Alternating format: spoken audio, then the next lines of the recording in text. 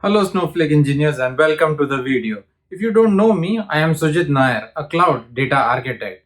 I am also a Snowflake Snowpro certified professional.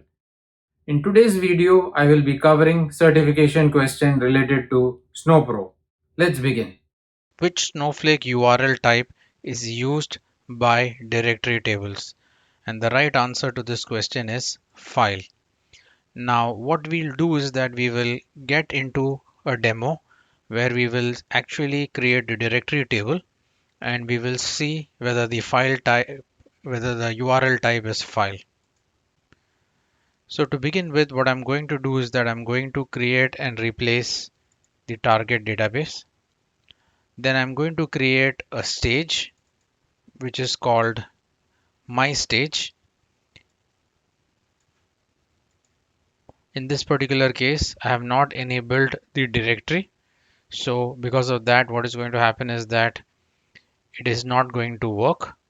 So I will recreate the stage with directory enabled. And now when I select from the directory, I'm able to see all the columns over here. And if I come to the end, I see it says file underscore URL. So coming back to this question, which Snowflake URL type is used by directory tables?